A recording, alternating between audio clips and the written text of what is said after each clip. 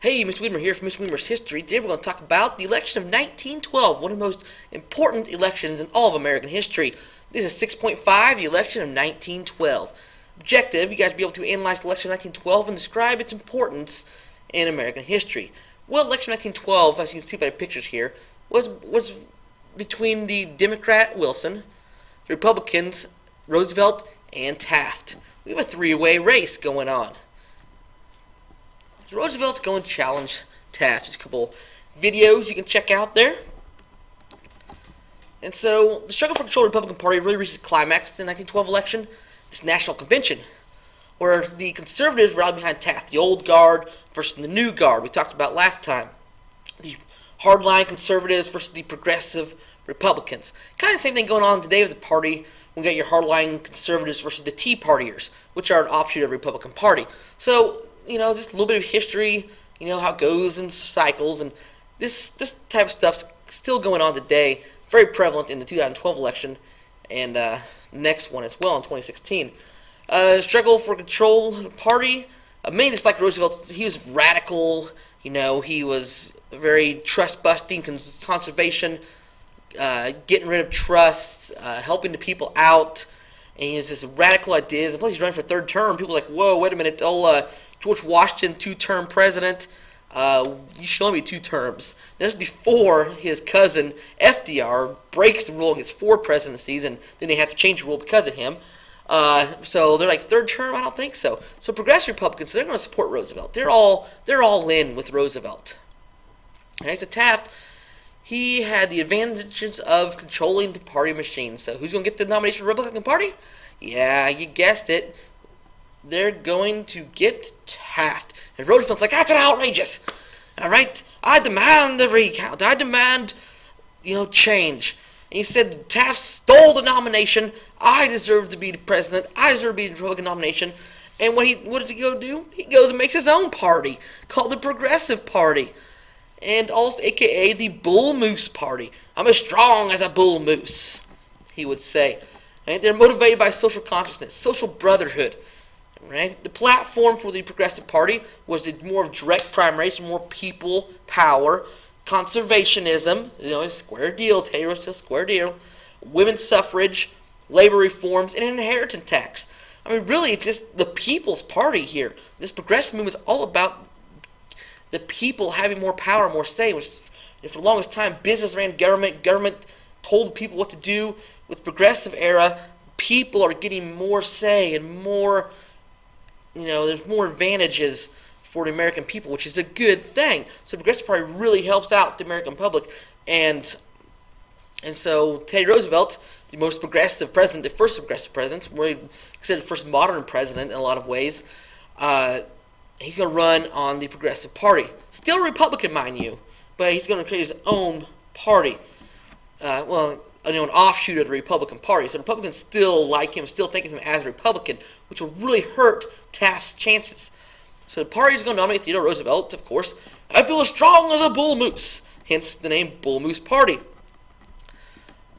All right. The latest arrival to the political zoo. You have your donkey representing the Democrats, elephant Republicans, and then good old Bull Moose representing the Progressive Party. Right? So the Bull Moose Party.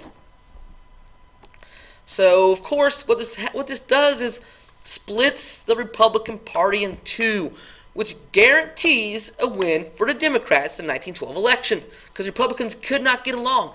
Anytime you split the vote, you're not going to win, because this is all the votes you get. Okay, if people vote party lines, which a lot of times they do. Okay, you Democrats and Republicans. Well, what happens is the Republican Party is split. Okay, so you Democrats get all the votes, but then Teddy gets these votes, Taft gets these votes. It's split. You don't get a full vote. Who's going to win? This guy's going to win. The other party, the Democratic Party, which happened to be Woodrow Wilson. Now, here's a quick review of the 1912 election. Republican Party was split between Taft and Roosevelt. Roosevelt thought Taft stole the nomination, formed his own party, Progressive Party, Bull Moose Party. Ran on a platform, direct primary, conservationism, women's suffrage, labor reforms, and an inheritance tax. All right, new freedom. So remember, Roosevelt had the new nationalism, what Wilson's going to have is called New Freedom. All right, these are problems between the progressives and conservatives in the Democratic Party as well. All right, things weren't going well. I mean, it's very similar today. The old line and the new line.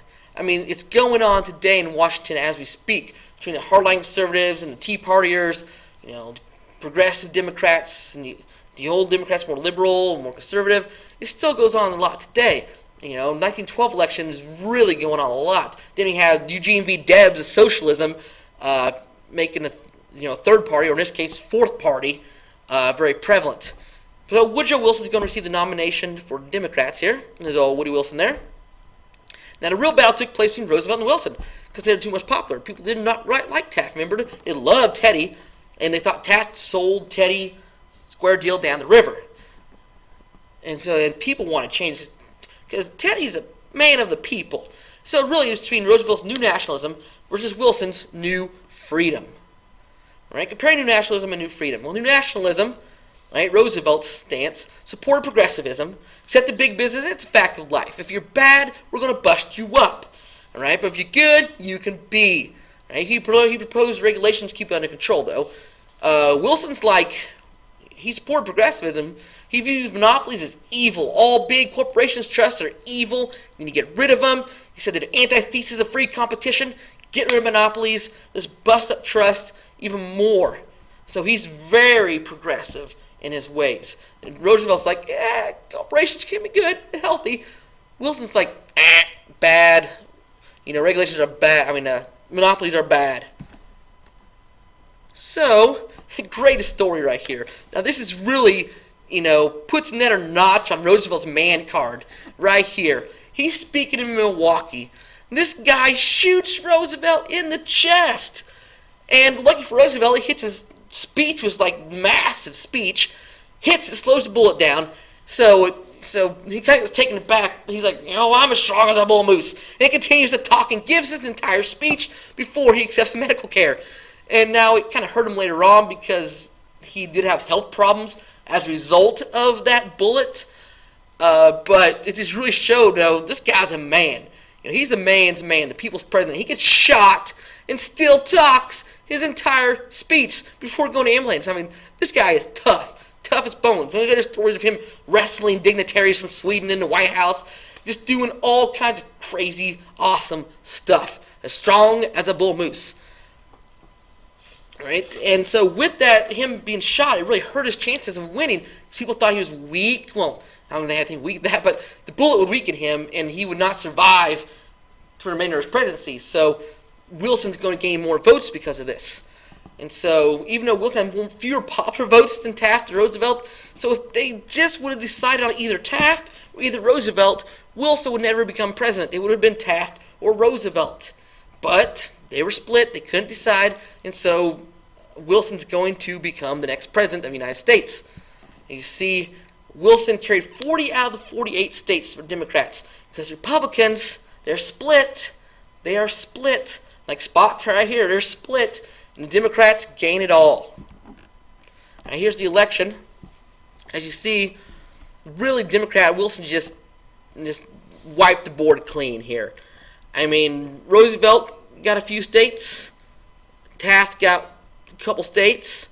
Eugene V. Debs got a few votes here. 7.5% of the votes went to socialism. He wanted to just make everything socialism. Be gone with capitalism and big business, and let's all be socialists. That's Debs' way of thinking. A little bit about Wilson. He has strong leadership skills. He was a foe of privilege. He was a former president of Princeton University, so he was a very well-read man.